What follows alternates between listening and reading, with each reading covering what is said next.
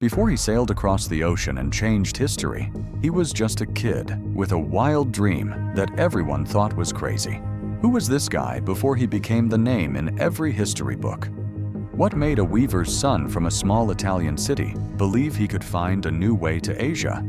Stay with me, because the story of young Columbus is full of surprises, struggles, and a burning obsession that set him on a path to the New World. So, let's rewind to 1451, to a busy port city called Genoa, in what's now Italy. This is where our story starts, and it's not what you'd expect from someone who'd later be called a hero or a villain, depending on who you ask. I'm diving deep into Christopher Columbus's early life, his childhood, and the moments that shaped him into the guy who'd convince kings and queens to bet on his risky idea.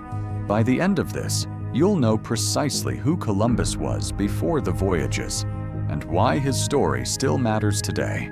Here's the big question. How does a kid from a working-class family with no fancy education end up believing he can sail across the world to find Asia? That's the puzzle we're piecing together. Most people think Columbus just woke up one day with a grand plan, but the truth is messier. His early years were marked by hard work, close calls, and a stubborn streak that shaped him into who he was. Let's break it down and figure out what turned this ordinary kid into an explorer who changed everything. Picture Genoa in the 1450s. It's a city buzzing with life, ships docking with spices, silk, and stories from far-off lands. Columbus, born Cristoforo Colombo in 1451, grew up right in the middle of this. His dad, Domenico, is a weaver, making wool cloth to scrape by. His mom, Susanna, runs the household, raising Christopher and his 4 siblings. Money's tight, and there's no silver spoon here. But Genoa's docks are like a magnet for young Christopher. He's not sitting in a classroom learning Latin or math. He's out there, watching sailors, hearing tales of distant places, and dreaming bigger than his small world. By the time he's a teenager, Columbus is already working. He's not weaving like his dad. He's on ships, running errands for merchants, maybe hauling cargo or tying ropes. These aren't glamorous jobs, but they put him on the water. The Mediterranean Sea is his first classroom. He sails to nearby islands, maybe even as far as North Africa, learning how to read the wind, navigate by stars, and handle a ship.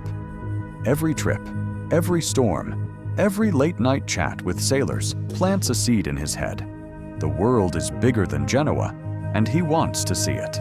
Now, here's where things get interesting. Columbus isn't just a sailor, he's a reader. Back then, books were rare, expensive, and mainly for the rich.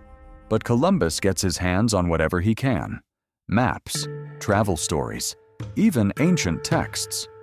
He's obsessed with Marco Polo, the guy who traveled to China and wrote about its riches. Gold, spices, silk. Columbus reads this stuff and thinks, why trek across land to get there? Why not sail west across the ocean? That's the spark, but it's not like he's got a clear plan yet. He's still young, still figuring things out. Let's talk about how Columbus learns. He doesn't go to school like we think of it. He teaches himself, piecing together knowledge from books, sailors' stories, and his voyages. He picks up Latin, which is a big deal because that's the language of scholars and maps back then. He studies geography, astronomy, even a bit of math. Though, spoiler alert, his math isn't always great. He reads about Ptolemy, an ancient Greek who mapped the world, and starts forming his ideas about how big the Earth is. Here's a crazy fact. Columbus thinks the Earth is smaller than most scholars do. He's convinced Asia is closer if you sail west. That mistake? It's a massive part of why he ends up where he does. By his early 20s, Columbus is no rookie. He's sailing farther now, not just around the Mediterranean, but into the Atlantic. He goes to places like the island of Chios in Greece, where merchants trade exotic goods. He even makes it to West Africa, a hotspot for gold and spices. These trips aren't easy. Storms hit, ships sink, and pirates are a real threat. One time, off the coast of Portugal, Columbus's ship was attacked and sank. He swims to shore, clinging to a piece of wood, half drowned but alive. That's the kind of guy he is. Tough, lucky, and not giving up. This brings us to Portugal, where Columbus moved in his mid-20s. Why Portugal? It's the place to be for explorers. The Portuguese are masters of the sea, sending ships down Africa's coast to find new trade routes. Columbus wants in on this. He settles in Lisbon and marries a woman named Filipa Moniz. She's from a noble family, which is a big step up for a weaver's son. Her family has connections, merchants, sailors, even map makers. Through them, Columbus gains access to better maps, innovative ideas, and a larger platform for his ambitions. But here's the problem. Columbus's big idea, to sail west to Asia, isn't winning anyone over. He's pitching it to anyone who'll listen, especially in Portugal. Are there scholars and navigators there? They laugh him off. They say the world's too big, the ocean's too broad, and his math doesn't add up. They're not wrong. Columbus underestimates the distance to Asia by thousands of miles. But he's not backing down. He's got this mix of confidence, faith, and maybe a little arrogance. He believes God is guiding him, that he's meant to do something huge. Let's zoom in on that faith for a second. Columbus is deeply religious, like most people back then. He thinks his mission to find Asia is part of a divine plan, maybe even tied to spreading Christianity. This isn't just about gold or glory for him.